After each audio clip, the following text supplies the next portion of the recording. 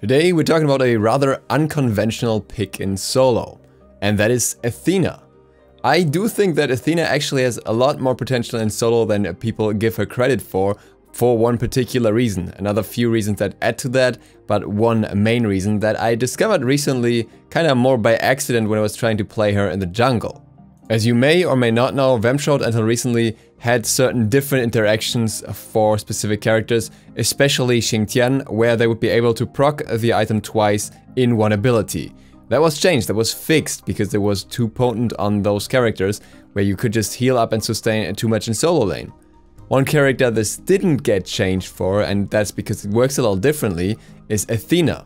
Athena's abilities are just that. They are just simple abilities that will heal you for that one usage. Even her 3 that kinda has 2 procs will only heal on the first proc. However, she also has a passive. And this passive is a long-ranged basic attack that scales with power. And interestingly enough, this basic attack counts as an ability for the purpose of Vampiric Shroud. That means you can basically proc Vampiric Shroud twice per ability, with the exception of her taunt, which is not a damaging ability as such, so realistically in a laning scenario is usually used for the 1 and the 3. This effect is actually very impactful in this particular context. Vampiric Shroud usually heals you for 6 health per target and also returns 3 mana. Not that much, but it can add up the more targets you hit. With Athena's 1, you will typically be able to hit the full wave.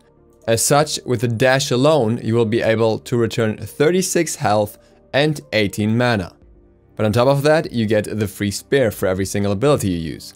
As such, you will get, in this case, 72 healing and 36 mana returned, assuming you hit all enemies with both the abilities. Now obviously, you could factor in the enemy guard, but if they are in the wave, they're usually between the minions, so they will block you off, so that won't often benefit you.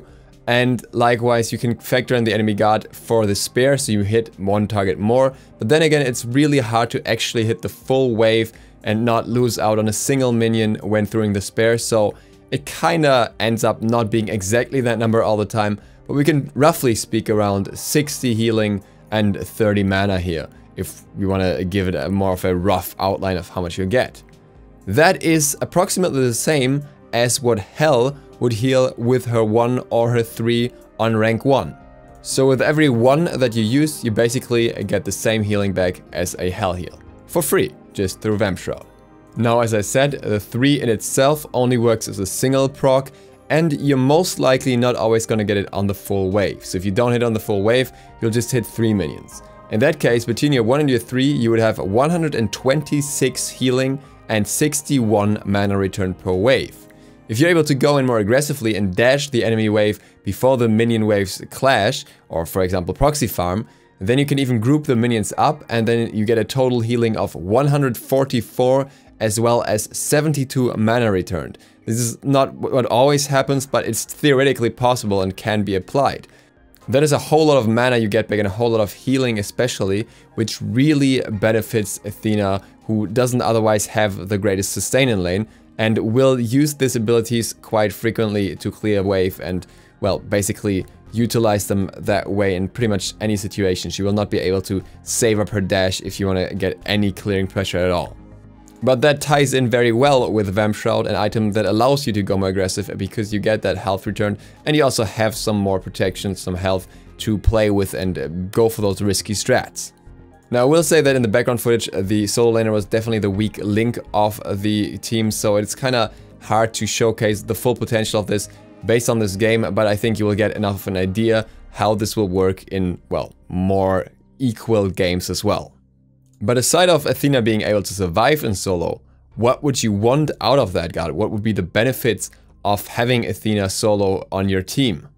Well, first of all, teleport is no longer as popular as it was. It is still used sometimes, but not nearly as much as before. Other relics have taken its place since the nerfs, and as such, it's generally not valued all too highly. That means there's a lot less rotation potential from solo laners in most cases. You get your mobility through Swift Wing instead, which takes quite a while to even be bought, and even then will still not allow you to rotate to teamfights as effectively as was the case with old teleporter, where you could go straight to a ward. Athena doesn't have this issue. She can teleport across the map with her ultimate. This gives her a lot more early and especially mid-game pressure than most other solo laners will have. Obviously, you may risk letting a tower fall for that, so you have to pay attention to that, but overall, she can have a lot more impact across the field and still get back to lane in a reasonable time, assuming you build Swift Wing too. Even the highest mobility, higher tier solo laners like for example Sun Wukong will not be able to compete with the rotational speed of an Athena through the ultimate. Additionally, Athena is an amazing secondary frontliner. Especially if you are able to build into cooldown reduction, which you are the moment you're playing her in solo, she will get a lot out of those taunts, set a lot up for her team, and be able to peel for her teammates. Other solo laners can obviously do that as well, that's usually the purpose, and some are better at bullying. But Athena's taunt is very highly valued as a CC, with you, for example, compared to Erlang Shen, who has a taunt as well, but on a much longer cooldown and relies more on the rest of his kit, like the knockup, to compensate for that, which is still very strong in its own way, don't get me wrong here, but Athena's taunt has just always been the most feared part of her kit in terms of CC, and in my opinion much better suited for a secondary frontliner, as it is her only hard CC at the same time. Other supports just work more around big teamfight CCs and multiple CCs, like for example Gap, whereas Athena can have that specific peel or that specific taunt on that one target that you want to pick out, or the two targets maybe, and get them to use their beats right away over and over with the low cooldown that she can have on the taunt. In terms of sustain in the solo lane, she may not be quite as good as those who have built-in heals, even though she has Vamp Shroud for that.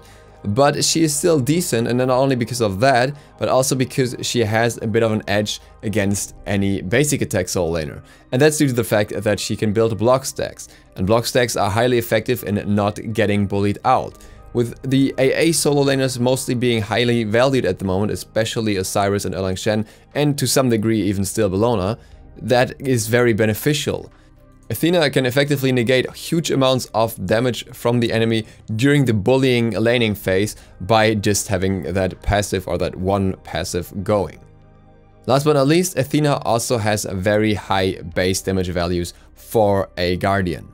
As such, she benefits greatly from having a little bit of penetration as well, just so she can get her damage through, or maybe having teammates that shred targets for her, but then she is a force to be reckoned with in late game. Often the issue with Guardians in solo is that their damage is just not that present in late game. Athena's 3 will always deal relatively high damage, as long as you're able to lock people into it. That's the important part here. And that brings us to the item choices. I will ask you to disregard the items in the build in the background a little bit, because they were kind of choices as the team didn't get enough damage off. I would not recommend many of them in a normal matchup. There are often better options. This is more for this particular match where I just needed to get the damage out. Usually what you want to look for is definitely cooldown reduction. I would go as far as saying that I think cooldown reduction boots are extremely strong on Athena. They give her this early rotation potential through her ultimate, and that is just so much value. That basically sets your first 3 items in stone: Vampiric Shroud, cooldown boots, or if you prefer pen boots, do that, or tank boots or whatever, and then Swift Wing. After that, obviously the item depends on the enemy. Generally speaking, I would recommend Breastplate of Valor for extra cooldown reduction. It's just so strong for Athena. Otherwise, if you're against a magical, Genji's Guard. Then the other one that you didn't get, or if you need more protection of the same sort, Spirit Robe for sure.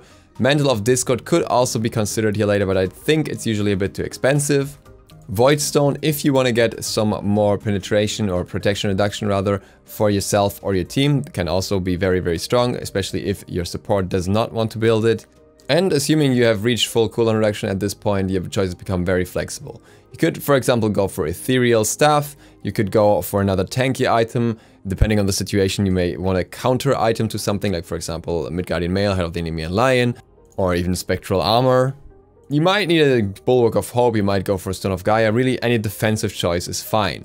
For the more aggressive choices, aside of Ethereal, there aren't all that many, but if there's one I choose if I go for full damage build, it would be Obsidian Shard, simply because the penetration does so much and kind of shreds through a lot of the enemies. And likewise, I wouldn't necessarily build Mystical Mail on her in most situations, as you really want other stats first. You want cooldown reduction first, and you want to have enough protective stats, and it's kind of an expensive item.